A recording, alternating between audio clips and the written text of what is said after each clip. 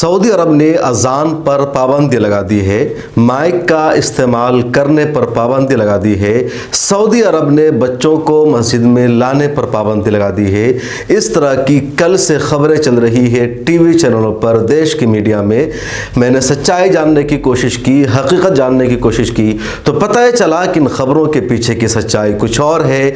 Saudi हुकूमत ने मस्जिदों को नोटिस किसी और मकसद के लिए इशू किया है। उस नोटिस में कहा कुछ और गया है और देश की मीडिया खबर ही कुछ और चला रही है। और इस खबर के आड़ में भारत के मुसलमानों को टारगेट किया जा रहा है, यहाँ के मुसलमानों को निशाना बनाया जा रहा है, शिद्दत पसंद और कट्टरपंथी तक कहा जा रहा है।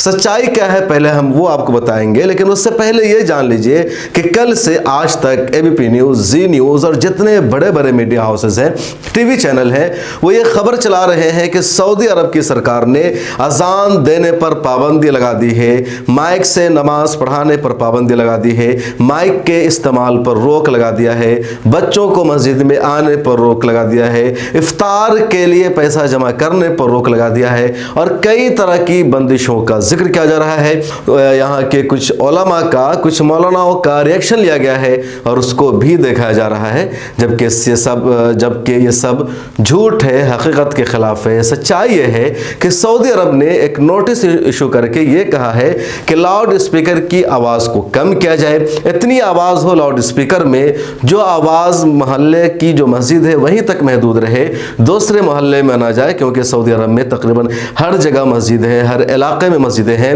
और दुनिया भर में जिन मुल्कों में सबसे ज़्यादा मस्जिदें हैं उनमें सऊदी अरब का नंबर सर फहरिस्त आता है। वहाँ की मस्जिदें भी शानदार और खूबसूरत होती है। तो कहा गया कि लाउड स्पीकर की आवाज़ इतनी होनी चाहिए जो मोहल्ले तक रहे, मोहल्ले से बाहर ना जाए। ये कहा गया है सऊदी अरब की तरफ से नोटिस इशू करके। सीधे लाउड स्पीकर पर बैन नहीं लगाया गया है और अजान पर बैन लगाने का तो कोई मतलब ही नहीं है, लेकिन देश के इन एंकरों को, इन जाहिलों को अजान और लाउड स्पीकर में फ़र्क समझ में नहीं आता। लाउड स्पीकर की आवाज़ को महदूद करने के लिए कहा गया तो इन्होंने यही कह दिया कि अजान पर ही सऊदी अरब में बैन लगा दिया है। दूसरा यह है कि जो इंटरनल मस्जिद में नमाज होती है तो उसके लिए हमेशा हर जगह गाइडलाइन किया जाता है कि उसके लिए इंटरनल माइक का यूज़ करना है, एक्सटर्नल माइक का यूज़ नहीं होना चाहिए। यानी जो नमाज होती है तो उसके लिए जो आवाज़ इस्तेमाल की जाएगी माइक में वो मस्जिद के अंदर और अहाते तक महदूद होनी चाहिए, वो आवाज़ बाहर के माइक में नहीं जानी चाहिए। वो हर जगह होता है और ये इशू किया गया, नोटिस में कहा गया है और इस पर उमूमन अमल भी होता है। उसके अलावा इफ्तार के ताल्लुक़ से ये कहा गया है कि इफ्तार के वक्त में मस्जिदों में इफ्तार करने का जो ख़ास अहम मस्जिदें हैं वहीं इफ्तार का एहतमाम होना चाहिए, सारी मस्जिदों में नहीं होना चाहिए। कुछ लोग घर से इफ्तार करके आते हैं। तो इस तरह की नोटिस इशू की गई है, इस तरह की गाइडलाइन जारी की गई है और हर साल सऊदी अरब में इस तरह का जो नोटिस है वो इशू किया जाता है हर साल। यानी पिछले साल भी 2022 के रमज़ान में भी इसी तरह का नोटिस इशू किया गया था, उससे पहले भी इशू किया गया था। एक गाइडलाइन जारी किया जाता है कि अजान की जो लाउड स्पीकर से दी जाएगी उसका वॉल्यूम इतना रखना है, इकामत का वॉल्यूम इतना रखना है, क़रात और दूसरी चीज़ों का वॉल्यूम इतना रखना है। तो एक नोटिस इशू करके गाइडलाइन जारी किया जाता है और वहाँ पाबंदी के साथ इसको फॉलो किया जाता है, क्योंकि सऊदी अरब का जो लॉ एंड ऑर्डर है काबिल तारीफ़ है, हर जगह है और एक अच्छी चीज़ है।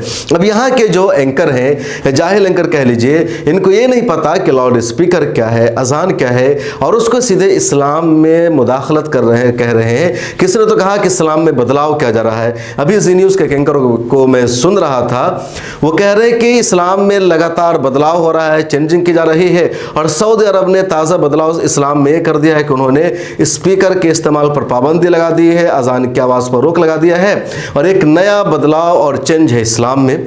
अब इनको यही नहीं मालूम कि वो लाउड स्पीकर एक अलग मामला है, इस्लाम नहीं है। इस्लाम की जो बुनियादी तालीमात थी हमेशा है, वो रहेगी।